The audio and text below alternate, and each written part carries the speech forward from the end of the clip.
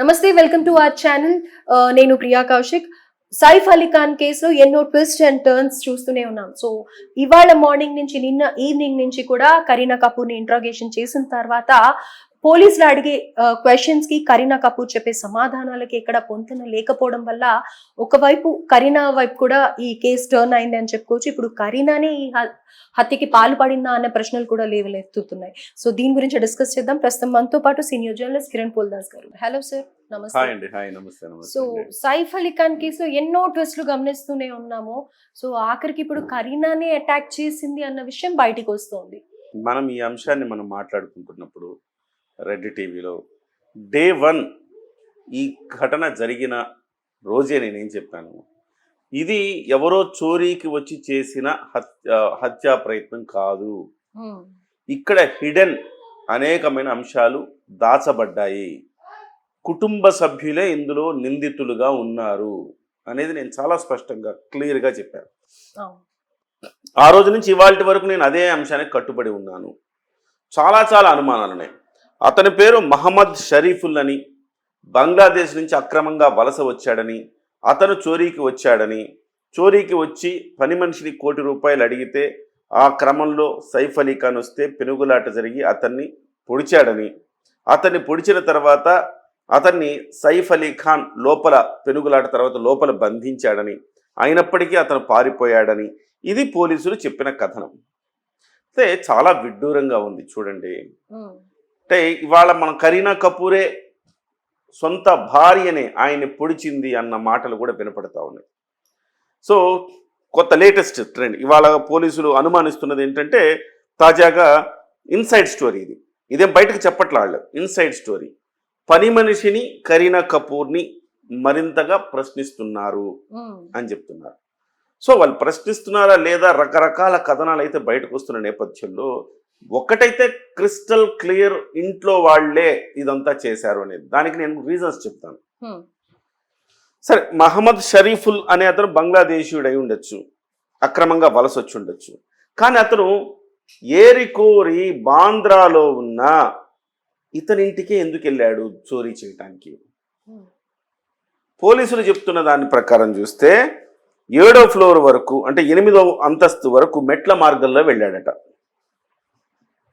8వ అంతస్తు వరకు. ఆ తర్వాత అక్కడి నుంచి డక్ట్ పైపును పట్టుకొని 12వ అంతస్తు వరకు వెళ్ళాడట.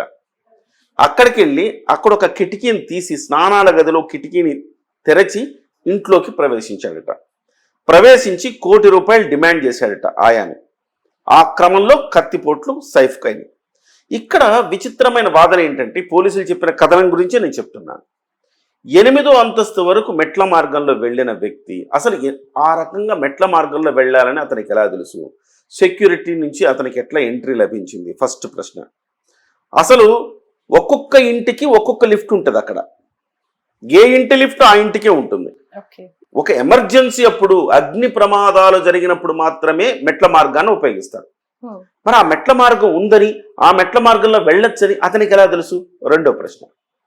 వెళ్ళిన వాడు 8వ అంతస్తు దాకా మెట్ల మార్గంలో వెళ్ళి అక్కడి నుంచి డక్ట్లో ఉన్న పైపును పట్టుకొని 12వ అంతస్తు వరకు ఎందుకు వెళ్ళాడు? మూడో ప్రశ్న. అసలు చోరీ చేయడానికి వచ్చినప్పుడు అన్ని డూప్లెక్స్ హౌసెస్, అక్కడ 6 ఇళ్ళు ఉంటాయి అంతే. 12 అంతస్తులు, 6 ఇళ్ళు, 6 ఫ్యామిలీలు ఉంటాయి. ఒక్కొక్క ఇల్లు డబల్ ఉంటుంది అనమాట, 2 ఫ్లోర్స్ ఉంటుంది ఒక్కొక్క ఇల్లు. సో ఆ రకంగా చూసుకుంటే పైన 4 ఫ్లోర్లు కూడా సైఫే. 9, 10, 11, 12 అంటే కింద ఒక 4 ఫ్యామిలీలు మాత్రమే ఉన్నాయి. సో ఇతను 8వ అంతస్తు వరకు వెళ్ళి అక్కడి నుంచి, అంటే 9వ ఫ్లోర్, 9, 10, 11, 12 సైఫే, అక్కడి నుంచి డక్ట్ పట్టుకుని పైకి వెళ్ళాడట. సో 12వ అంతస్తులో సైఫ్ ఉన్నాడని అలా తెలుసు అతనికి? 4వ ప్రశ్న. అసలు అతను చోరీ అయితే సైఫ్ ఇంట్లో చోరీ చేస్తే ఏంటి, లేకపోతే సల్మాన్ ఇంట్లో చోరీ చేస్తే ఏంటి, షారూక్ ఇంట్లో చోరీ చేస్తే ఏంటి? ఆ 4 కిందనే చోరీ చేసుకోవచ్చు కదా. అతను అంత కష్టపడి మెట్లెక్కి పైపును పట్టుకొని పైకి వెళ్ళి అంత రిస్క్ ఎందుకు తీసుకోవాలా? అందరు డబ్బున్నోళ్లేగా. ఇది 5వ ప్రశ్న. వెళ్ళిన వాడు 12వ అంతస్తుకి ఆయాని ₹1 కోటి అడిగంట. ఆయా ఎవరు ₹1 కోటి ఆయా ఇస్తుందా? సో ఇది 6వ ప్రశ్న. సో అక్కడికి వచ్చిన వాడు సైఫ్ అలీ ఖాన్ చాలా బలంగా ఉంటాడు. అతను ఎలా పొడవగలిగాడు? 7వ ప్రశ్న. పొడిచిన తర్వాత అతన్ని మళ్ళీ గదిలో బంధించాడట సైఫ్ అలీ ఖాన్. ఓకే. బంధిస్తే అతను మళ్ళీ అలా తప్పించుకెళ్ళి మళ్ళీ అదే డక్టర్ నుంచి వెళ్ళిపోయాడంట. అంత విచిత్రంగా ఎట్లా జరిగింది? సో సైఫ్ అలీ ఖాన్ అక్కడి నుంచి గాయాలతోనే తనే కిందకు వచ్చి తను అంటే ఇప్పుడు చెప్తున్నారు కరీనా కపూర్ ఉన్నది అప్పుడు ఇంట్లో, అప్పుడు ఆమె ఎక్కించింది అని ఒక విజువల్ ఏదో చూపిస్తున్నారు. ఇప్పుడు కరీనా కపూర్ ఉంటే ఒక భార్యగా ఆమె వెంటనే ఎందుకు వెళ్ళలేదు హాస్పిటల్కి ఆయనతో పాటు? పక్క రోజు 11 గంటలకు వెళ్ళింది. ఇది 8వ ప్రశ్న. సో ఆ నిందితుడు మళ్ళీ వచ్చి బాంద్రా బస్ స్టాప్ లో పడుకున్నాడంట, బాజాప్తా హ్యాపీగా పడుకొని ఉదయం 7 గంటలకు లేచి వెళ్ళిపోయాడంట. అంటే పోలీసులకి ఎందుకు 100కి ఎందుకు కంప్లైంట్ చేయలేదు? పోలీసులు ఎందుకు రాలేదు? పోలీసులు వచ్చి కూడా బస్ స్టాప్ లో పడుకున్న కూడా పట్టుకోలేకపోయారా? 9వ ప్రశ్న. ఇలాగ అనేక ప్రశ్నలు ప్రియాంక గారు. పోలీసులు చెబుతున్న కథనం ప్రకారం తీసుకున్నా కానీ మనకు అనేక ప్రశ్నలు ఉదయిస్తున్నాయి. మరి అటువంటప్పుడు ఇంటి దొంగ పనే కదా ఇది. ఇన్ని రకాలుగా జరిగిందంటే ఎక్కడో ఇంటి దొంగ పని ఇది. ఇంటి దొంగ పని అంటే ఇప్పుడు తాజాగా వస్తున్న సమాచారాన్ని అనుసరించి కరీనా కపూరే ప్రయత్నం చేసింది, కత్తితో పొడిచింది అంటున్నారు. కరీనా కపూర్ పొడిచి ఉండకపోవచ్చు, కానీ ఇతన్ని మహమ్మద్ షరీఫుల్ అనే అతన్ని మాత్రం ఎవరో నియమించుకున్నారు. అది కరీనా కపూర్ అవ్వచ్చు, అమృతా సింగ్ అవ్వచ్చు, లేకపోతే ఇంకొకళ్ళు ఆయన స్నేహితులు అవ్వచ్చు, ఆయనకు శత్రువులు అవ్వచ్చు, ఎవరో ఇతన్ని నియమించుకున్నారు. ఇతను సింగిల్ గా వచ్చి చేసిన పని కానే కాదు. ఎవరో అదే పని మనిషితో ఒక స్టోరీ ఏం నడుస్తుంది, పని మనిషితో వ్యవహారం నడుస్తుంది అని చెప్పి. పని మనిషితో వ్యవహారం నడుస్తుంటే ఆ డ్రైవరే వచ్చి పొడిచాడని చెప్పేసి ఒక వ్యవహారం నడుస్తుంది. ఆ డ్రైవర్ ఎక్కడికి పోయాడు? ఆయన్ని విచారించలేదు. అసలు చాలా మంది చెప్తున్నది ఏంటంటే ఇప్పుడు మీరు పట్టించిన మహమ్మద్ షరీఫుల్ ఎవరైతే పట్టుకున్నారో అతను నిందితుడు ఊహాచిత్రం చూపించారు. ఆ మెట్లు ఎక్కుతున్నప్పుడు ఒక సీసీ కెమెరా ఫుటేజ్, ఇతను ఒకళ్ళు కాదు అని చెప్తున్నారు, పోలికలు లేవు అని చెప్తున్నారు. అసలు ఆ ఎక్కుతున్న వ్యక్తే ఎందుకు పొడిచాడని మీకు నమ్మకం ఏంటి? అతన్ని జస్ట్ మీరు 8వ ఫ్లోర్ దాకా తీసుకున్నారు, సీసీ కెమెరా ఫుటేజ్ లో ఉన్నారని చెప్పారు. మరి ఆ తర్వాత నుంచి ఫుటేజ్ ఎక్కడయ్యా అంటే దానికి ఏం చెప్తున్నారంటే డక్ట్ నుంచి ఎక్కి వెళ్ళిపోయాడు, అందుకే సీసీ కెమెరాలో రాలేదు అని చెప్తున్నారు. అంటే అతనే పొడిచాడని అసలు నమ్మకం ఏంటి? పొడిచింది వేరే వాళ్ళు అయ్యి ఉండొచ్చు కదా. సో ఇలాగ అనేకమైన అనుమానాలు ఉన్నాయి. దీనికి రకరకాల కారణాలు ఉండొచ్చు. సైఫ్ అలీ ఖాన్ వివాహేతర సంబంధాల కారణం కావచ్చు, సైఫ్ అలీ ఖాన్ ఆస్తుల వ్యవహారం కావచ్చు, ఇలాగా శత్రువుల బెడద కావచ్చు, రకరకాల అంశాలు ఇందులో ఉండి ఉండవచ్చు. సో ఇప్పుడు ఫస్ట్ అనుమానం వస్తున్నది కరీనా కపూర్ మీద. ఎందుకు అనుమానం వస్తున్నదంటే ఆమె ఈ ఘటన జరుగుతున్న సందర్భంలోనే ఆమె మేము పార్టీకి వచ్చాను వేరే చోటకని ఆమె మెసేజ్ పెట్టింది ఇన్స్టాగ్రామ్లో, ఇందులో పోస్ట్ చేసింది. పోస్ట్ చేయడం వల్ల అంటే ఆ టైంలో ఆమె పోస్ట్ చేయడం అంటే అర్థం ఏంటంటే 12 గంటల ప్రాంతంలో ఆమె పార్టీలో ఉంది, సో నేను ఇంటికి వెళ్ళని ఇక్కడే పడుకుంటానని పోస్ట్ చేసిందని చెప్తున్నారు. అంటే నేను లేను ఇంట్లోని చెప్పడానికి వ్యూహాత్మకంగా పోస్ట్ చేసిందా? ఇంట్లోనే ఉండి నేను వేరే చోట పార్టీ చేసుకుంటున్నానని పోస్ట్ చేయడంలో అంతరార్థం ఏమిటి? సో ఆ రకంగా చేస్తూ ఇంట్లో ఉందంటే సంథింగ్ ఆమెను అనుమానించాల్సిన అవసరం ఉన్నది అనేది. ఇక్కడ సైఫ్ అలీ ఖాన్ పొడిచిందంటే సైఫ్ అలీ ఖాన్ మంచోడని పాపం బాధితుడు అని మనం ఏం జాలి చెప్పుకర్లా. సైఫ్ అలీ ఖాన్ గురించి నేను గతంలో కూడా మీకు కొన్ని స్టోరీలు చెప్పాను.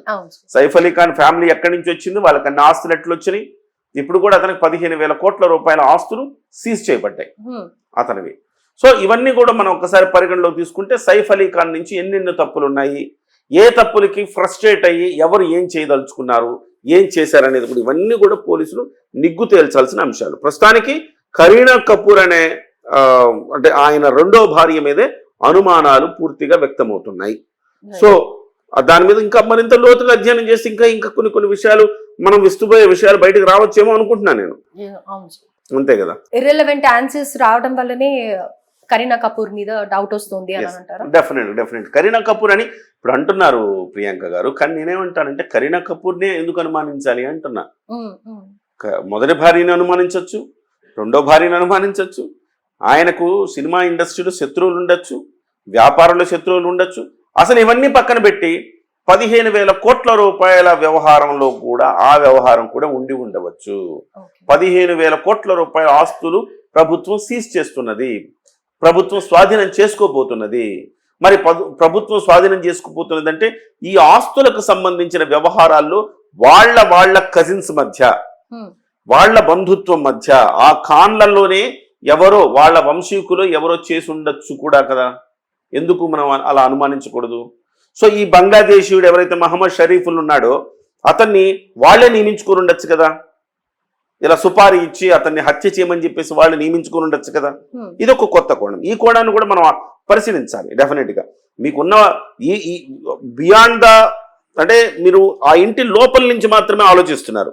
నేను ఇంటి బయటకు వెళ్ళి కూడా ఆలోచించండి అంటున్నా. ఇంటి బయటకు వెళ్ళి ఆలోచిస్తే 15,000 కోట్ల రూపాయల ఆస్తులు ప్రభుత్వ పరంగా పోతున్నాయి. దీనికి అనేక సంవత్సరాలుగా పోరాడుతూ ఉన్నారు దాని మీద. సో వాళ్ళ అమ్మగారి నుంచి, అమ్మగారి అంటే వాళ్ళ పూర్వీకుల నుంచి వచ్చిన ఆస్తి అది. ఆ పూర్వీకుల నుంచి వచ్చిన ఆస్తిలో చాలా మంది ఆస్తిని ఆశించే వాళ్ళు ఉంటారు. సో ఒకళ్ళకొకళ్ళకి పడక ఈ 15,000 కోట్ల ఆస్తి ఇవాళ ప్రభుత్వ పరంగా పోతుంది. సో ఈ వ్యవహారంలో కూడా కొంత కక్షపూరితమైన వ్యవహారాల్లో కూడా పొడిచి ఉండొచ్చు కదా. సో పోలీసులు ఇవన్నీ కూడా నిగ్గు తేల్చాలి. మీరు చెప్తున్న దాని ప్రకారం అయితే ఇలా అన్ని విధాల వాళ్ళు కూడా ఆలోచిస్తారు కదా పోలీసులు. నిజంగా అక్కడ అనుకుని అన్ఎక్స్పెక్టెడ్ వ్యక్తి బయట నుంచే వస్తే అలాంటిది రోజుకొక ట్విస్ట్ అండ్ టర్న్ ఇస్తున్నారు అంటే నిజంగా డైవర్ట్ చేయడానికి ఇలా ఏదన్నా చేస్తున్నారా అని అంటారా? ఖచ్చితంగా సైఫ్ అలీ ఖాన్ వ్యవహారం ఎక్కడ వరకు వెళ్ళిందంటే ఢిల్లీ ఎన్నికల్లో కూడా అదొక ప్రచారాంశంగా మారిపోయింది. ఢిల్లీ ఎన్నికల్లో కూడా సైఫ్ అలీ ఖాన్కే భద్రత ఇవ్వలేకపోయింది ప్రభుత్వం, బీజేపీ ప్రభుత్వం. ఇక మీకేమిస్తుంది సామాన్యులకు భద్రత అంటూ ప్రచారం చేసుకుంటుంది ఆప్. అంటే సైఫ్ అలీ ఖాన్ మీద ఆయన అభిమానులు ఎవరైతే ఉన్నారో వాళ్ళందరినీ కూడా తన వైపు తిప్పుకోవడానికి ఒక ప్రయత్నం చేస్తుంది. సో ఇది మేనేజ్ చేయడానికి సైఫ్ అలీ ఖాన్ ఇంటి గుట్టది రట్టు కాకూడదని అనుకుంటున్నాడు తను. సైఫ్ అలీ ఖాన్ బయటకు వచ్చి నిజం కరీనా కపూర్ అయితే ఒకవేళ రట్టు చేసేయాలి, దీన్ని ఇక్కడతో తేల్చిపడేయాలనుకుంటే అతను చెప్పేసేవాడు, నన్ను తనే పొడిచిందను ఇంకోటి. తను అసలు వాస్తవానికి సైఫ్ అలీ ఖాన్ ఇవాళ నోరు విప్పి మాట్లాడుంటే మొత్తం వ్యవహారాలన్నీ బయటకు వస్తాయి. సైఫ్ అలీ ఖాన్ మాట్లాడా లేదా మనకు తెలియదు. ఖచ్చితంగా పోలీసులు అతనితో మాట్లాడించే ఉంటారు.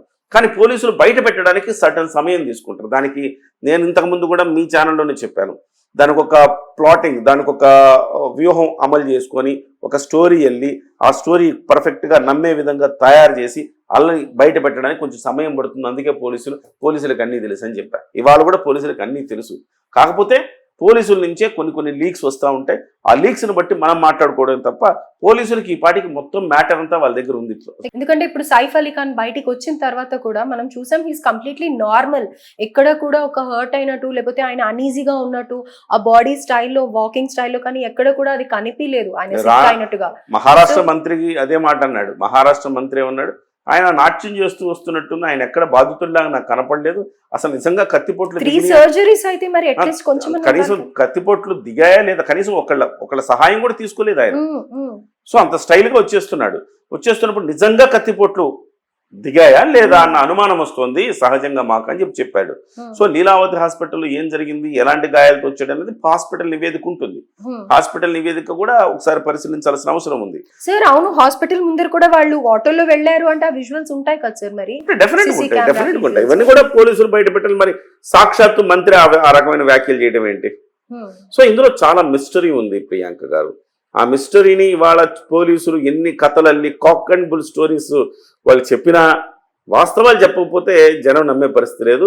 మరి వాస్తవాలు చెప్పకుండా కొన్ని కేసులు, అనేక కేసులు, అనేక కేసులు ఇలాగా కాలగర్భంలో కలిసిపోయినాయి. అంటే వాస్తవాలు వెలుగు చూడక కాలగర్భంలో కలిసిపోయినాయి. పోలీసులు, నిందితులు కలగలిపి స్టోరీలల్లి, రాజకీయ నాయకులు అందరూ కలిసి స్టోరీలల్లి దాన్ని మసిపూసి మారేడికాయ చేసి మాయం చేస్తారు. సో ఇవాళ ఇది కూడా అట్లా చేస్తారా లేకపోతే బయటకు వస్తుందో చూడాలి. అది ఎప్పుడు సైఫ్ అలీ ఖాన్ ఇంట్లో సెటిల్మెంట్ జరిగిపోయి అన్ని సవ్యంగా ఉంటే బయటకు రాదు. సెటిల్మెంట్ జరగకపోతే సైఫ్ అలీ ఖాన్ చెప్పకపోయినా ఎవరో కూడా వచ్చి బయటకు చెప్తారు. పోలీసులకు కూడా ఇదే పోలీసులు ఎందుకు బయట పెట్టట్లేదు? ఇప్పుడు ఆయన ఇంటి వ్యవహారం ఆయన చక్కదిద్దుకున్న తర్వాత బయట పెడదాం అనుకుంటున్నారు. ఆయన ఇంటి వ్యవహారం చక్కదిద్దుకుండా వీళ్ళు స్టోరీ వెళ్ళేసి చెప్పేశారనుకో, పోలీసులు వెళ్ళిందంతా కాక్ అండ్ బుల్ స్టోరీ, అసలు జరిగింది ఇదని వేరే వాడు వచ్చి చెప్పేస్తే ఆ ఘటనలో ఉండేవాళ్ళు. సో అందుకోసం వాళ్ళకి భయం. అందుకే దీన్ని కోల్డ్ స్టోరేజ్లో పెట్టి